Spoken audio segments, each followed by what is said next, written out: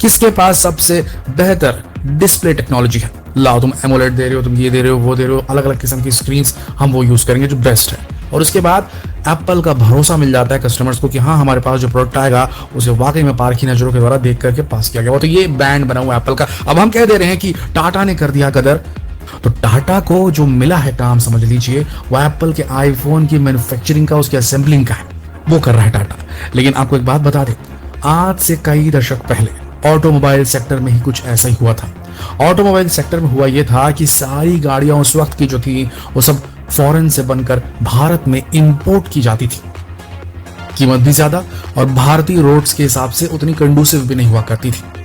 फिर एक वक्त आया जब एक कंपनी उठ के खड़ी हुई रतन टाटा के लीडरशिप में, नेतृत्व में, और उसने ये तय किया कि हम भारत के जो ऑटोमोबाइल सेक्टर है उसे स्वदेशी बना के रहेंगे। और उसके बाद टाटा इंडिका आई, फेल हुई, रीलॉन्च हुई, सुपर सक्सेसफुल हुई, आज तक की सबसे ज्यादा बिकने वाली गाड़ी बन गई। और टाटा ने अपने देश की मिट्टी से, खुद यहाँ के लोगों के खून पसीने से और यहाँ मिलने वाले मिनरल से खड़ी कर दी स्वदेशी कार की इतनी बड़ी कंपनी टाटा मोटर्स। तो टाटा ऐसे क्यों कर सका? क्या लगता है आपको, टाटा ऐसा क्यों कर पाया? जब वो टेक्नोलॉजी पेट्रोल डीजल इंजन को जो देती है पावर, वो टेक्नोलॉजी, वो इंजन जो है, उसकी टेक्नोलॉजी भारत में थी ही नहीं, तो कहां से टाटा के पास से आ गया? भारत कैसे ये डेवलप करने लग गया? इसके पीछे एक ही कारण था कि हमने अपने देश में इन्वाइट किया फॉरेन कंपनीज को कि आप आइए और हमारे देश में गाड़ियां बनाइए। उन्होंने बनाई। मारुति सुजुकी क्या थी? जो मारुति सुजुकी 800 कितनी चली, सबसे फेमस गाड़ी थी, तो उसे किसने बनाया था? वो दूसरे देश के, जापान, उनके साथ में कॉन्ट्रैक्ट करके, उनके साथ में कोलैबोरेशन करके इसका प्रोडक्शन भारत की सरजमी पे ही कराया, जिससे इसके कीमत में कमी आ सके और मार्केट में ज्यादा इजीली इसको पुश किया जा सके। अब हुआ ये कि जब वो गाड़ियां यहाँ बननी शुरू हुई तो यहाँ के जो इंजीनियर्स थे उन्हें भी तो कहीं ना कहीं थोड़ा ना थोड़ा आइडिया आता जाता है। यही तरीका है, भारत स्मार्टफोन हब बन सकता है। भारत में भारत की एक कंपनी, टाटा कंपनी, फिर से कोशिश कर रही है कि वो आईफोन का जो असेंबली लाइन है उसे अपने देश में ले आए, उसे देखे, परखे, क्या होता है, समझे, और इवेंचुअली जब उनको धंधा समझ में आ जाए, भाई हाँ इसमें इतना पैसा आता है, तो फिर आप ये सोच लो कि भारत वो देश है जिसने एक हॉलीवुड फिल्म के बजट में मंगल तक यान भेज दिया था।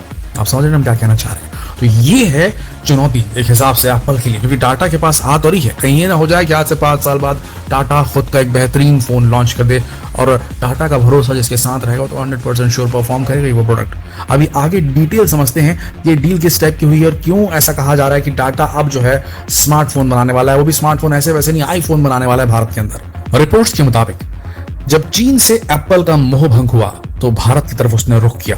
टाटा एप्पल की साझेदारी बढ़ रही है भारत के अंदर।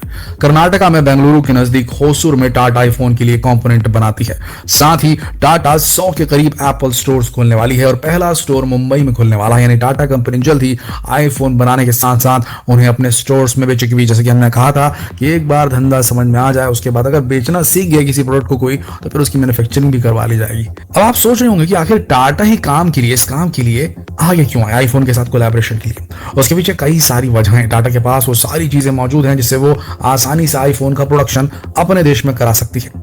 टाटा अभी ऑटोमोबाइल टेक्नोलॉजी के साथ साथ सॉफ्टवेयर में अच्छा काम कर रही है। टाटा की एक कंपनी TCS लगातार कई सालों से सॉफ्टवेयर की इंडस्ट्री में अपना परचम लहरा रही है और टाटा देश में इंडिकॉम जैसे फोन को भी बना चुकी है। यानी सॉफ्टवेयर टेक्नोलॉजी के साथ साथ मोबाइल फोन प्रोडक्शन का काम टाटा को अच्छी तरह से आता है और यही मुख्य वजह रही है कि टाटा ही भारत में आईफोन की मैन्युफैक्चरिंग के लिए आगे आई है। ऐसा नहीं है कि टाटा के लिए यह काम आसान होगा, क्योंकि आईफोन बनाना कोई सरल काम नहीं है। एप्पल जब किसी कंपनी को आईफोन बनाने का काम देती है तो उससे पहले उस कंपनी को कई सारे मानकों पे खरा उतारना होता है। कंपनी को कई सारे टेस्ट पास करने होते हैं, क्योंकि ये बेहद जिम्मेदारी वाला काम है। क्वालिटी के साथ साथ उस कंपनी को क्वांटिटी के मानकों में भी खरा उतरना होता है। हालांकि इस बार एप्पल भारत के जरिए अपने आईफोन्स का प्रोडक्शन लगभग 5 गुना बढ़ाना चाहती है। वैसे आपको बता दें कि टाटा न केवल अब आईफोन बनाने जा रही है, बल्कि जल्द ही एप्पल के बाकी उत्पाद जैसे स्मार्ट वॉच, आईपैड और मैकबुक के पार्ट्स भी इंडिया में बनने शुरू होने वाले हैं।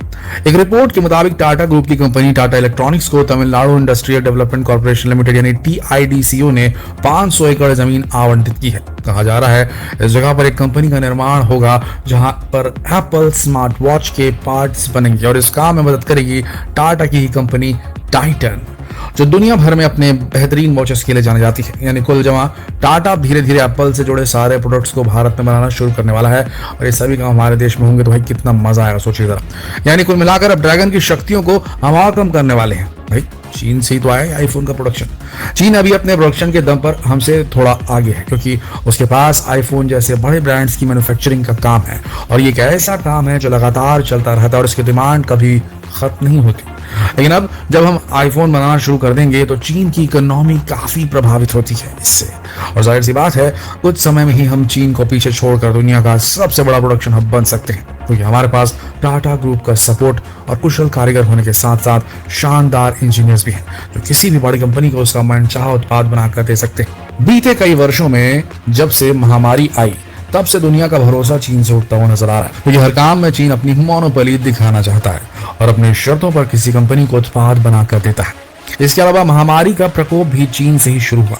जिस तरह से चीन इस मामले में सब कुछ दुनिया से छिपा रहा था, उस घटना से पूरी दुनिया अब चीन को संदेह की नजरों से देख रही है। चीन ने कभी भी अपने देश के अंदर चल रही बातें दुनिया को नहीं बताई, और जो भी व्यक्ति या देश अगर समाज से कुछ छिपा रहा है तो इसका सीधा मतलब है वो कहीं ना कहीं कुछ ना कुछ तो गलत कर ही रहा है।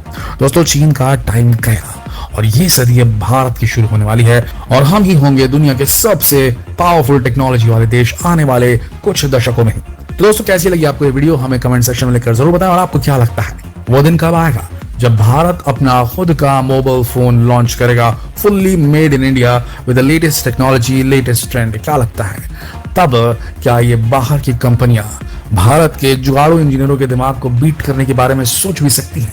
क्योंकि 80% जो इनके मेन जो करता धरता है इनकी टेक्नोलॉजी को आगे बढ़ाने वाले, वो तो भारतीय लड़के ही हैं। तो अगर भारत में अगर ऐसा आईफोन का या फिर इस प्रकार के स्मार्टफोन का निर्माण अगर शुरू हो गया और वो वर्ल्ड में सप्लाई होने लगा, तो सोचिए जरा डिमांड किस फोन की होगी फिर। क्या लगता है आपको कब तक ऐसा हो पाएगा? 2 साल, 3 साल, 5 साल या 10 साल लग सकते हैं? कमेंट सेक्शन में अपनी राय जरूर दें। कल फिर मिलते हैं एक और दिलचस्प वीडियो में। तब तक के लिए आप सबका इस वीडियो के अंदर बने रहने के लिए दिल से धन्यवाद।